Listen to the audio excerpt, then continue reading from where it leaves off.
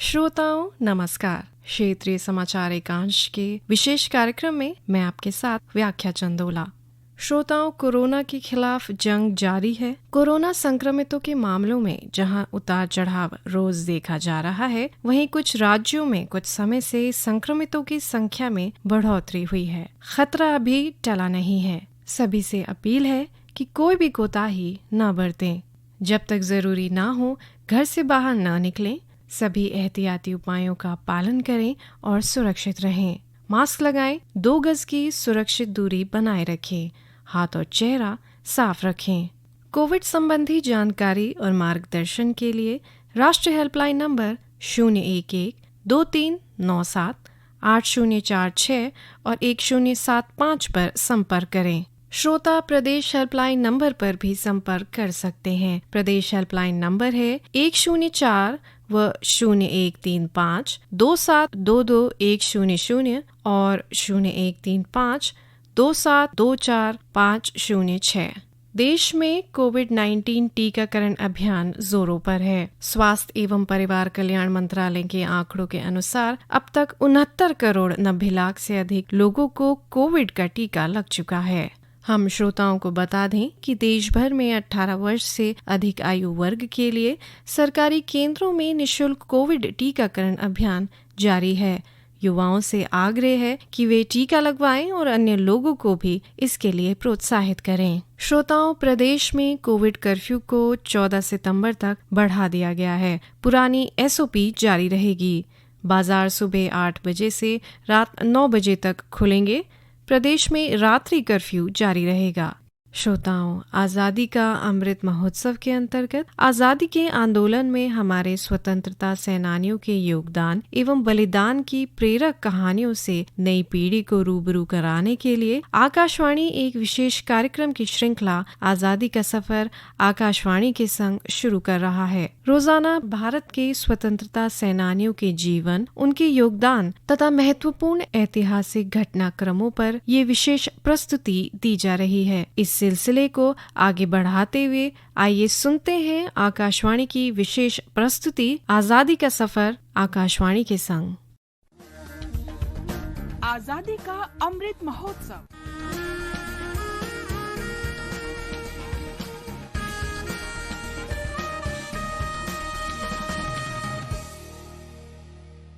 आजादी का सफर आकाशवाणी के संग। एक राष्ट्र का जन्म। भारत का शानदार स्वाधीनता संघर्ष आधुनिक विश्व के महानतम संघर्षों में से एक है। आकाशवाणी आपके लिए रोजाना ला रही है इस शानदार संघर्ष की झलक। आज हम भारत के स्वाधीनता संघर्ष में सबसे महत्वपूर्ण दिनों में से एक की बात कर रहे हैं। आज ही के दिन 1920 में स्वराज की मांग को लेकर ब्रिटिश शासन के विरुद्ध असहयोग आंदोलन शुरू किया गया। ये गांधी जी का पहला अखिल भारतीय सत्याग्रह था। अप्रैल 1919 में अमृतसर के जलियांवाला बाग में हुए जनसंहार से उपजे देशव्यापी आक्रोश से इस आंदोलन को ताकत मिली। जलियांवाला बाग कांड के दोषी जनरल डायर के खिलाफ कड़ी कार्रवाई करने में ब्रिटिश सरकार के टालमटोल रवैये ने आग में घी का काम किया। चूँकि जनरल डायर ने ही पुलिस को भीड़ पर गोलीबारी का आदेश दिया था, लिहाजा पूरे देश में उसके खिलाफ गुस्सा था। गांधी जी ने अहिंसक तरीके से इस सत्याग्रह का नेतृत्व किया। इस दौरान लोगों ने अपनी उपाधियां लौटा दी। सरकारी शैक्षिक संस्थाओं, अदालतों, सरकारी नौकरियों, विदेशी सामानों और चुनावों का बहिष्कार किया तथा कर देने से भी साफ इनकार कर दिया। भारतीय स्वाधीनता आंदोलन में शायद ये पहला मौका रहा होगा जब अंग्रेजी सरकार को समूचे भारत से विरोध का सामना करना पड़ा। जाहिर है इससे अंग्रेज सरकार हिल गई। ये बात और है कि चौरी चौरा जैसी कुछ घटनाओं ने अहिंसक आंदोलन को नुकसान पहुंचाया। इसलिए गांधी जी ने आंदोलन को वापस ले लिया। असहयोग आंदोलन अपना लक्ष्य हासिल करने में असफल रहा, लेकिन इसने लाखों भारतीयों को उत्साह से भर दिया। बहिष्कार और सत्याग्रह ने हर भारतीय तक राष्ट्रवाद की पहुंच बना दी। ये पहला आंदोलन रहा जिसके बाद हर भारतीय की एक ही चाह रह गई, भारत को आजाद कराना। भारतीय मूल्यों पर चलने वाले स्कूल और कॉलेज खोले गए। इसी दौरान खादी और दूसरी स्वदेशी चीजें आंदोलन का प्रतीक बन गईं। आज ही के दिन महान देशभक्त और स्वतंत्रता सेनानी कप्पालोटिया तमिलन वीओ चिदम्बरम पिल्लई का भी जन्म हुआ था। वे तमिलनाडु के तिरुनेलवेली में जन्मे द तमिल हेल्म्समैन के नाम से भी मशहूर थे। मद्रास प्रेसिडेंसी में वीओसी के नाम से भी जाने जाते थे। वे युवावस्था में ही बाल गंगाधर तिलक से प्रभावित हो गए। ये वो दौर था जब मद्रास प्रेसिडेंसी में सुब्रमण्यम भारती सक्रिय थे। वो भी वहां स्वदेशी के प्रमुख प्रवक्ता बनकर उभरे। वीओ मशहूर वकील भी थे। मद्रास प्रेसिडेंसी में उन्होंने हथकरघा उद्योग के विकास के लिए धर्म संघ नेसा वुचलई और स्वदेशी स्टोर शुरू किया। कह सकते हैं कि स्वदेशी उत्पादन और कारोबार के वे नेता थे।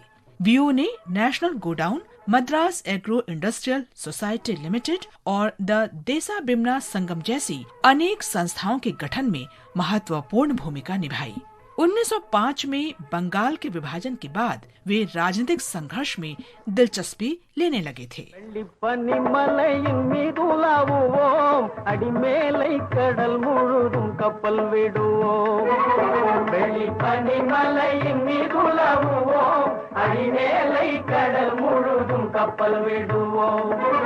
उस समय जहाजरानी उद्योग पर अंग्रेजों का एकाधिकार था।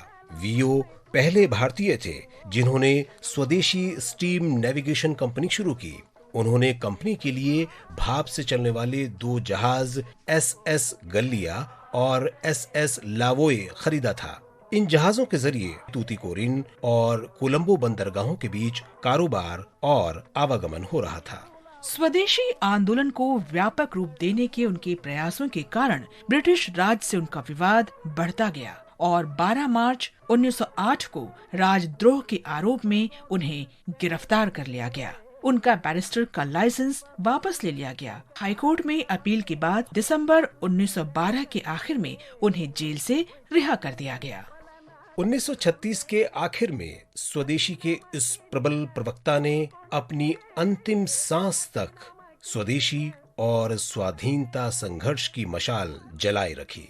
विद्वान, लेखक और निडर स्वाधीनता सेनानी वीओसी का जीवन प्रतिरोध, संघर्ष और राष्ट्रहित के लिए बलिदान की कहानी है। वीओसी को शत शत नमन।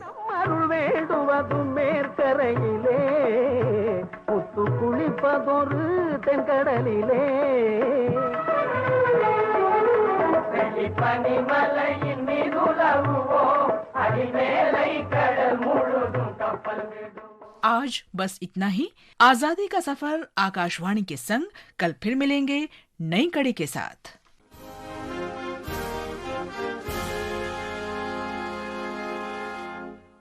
श्रोताओं, ये आप सुन रहे थे आजादी का अमृत महोत्सव के अंतर्गत आकाशवाणी की विशेष प्रस्तुति आजादी का सफर आकाशवाणी के संग।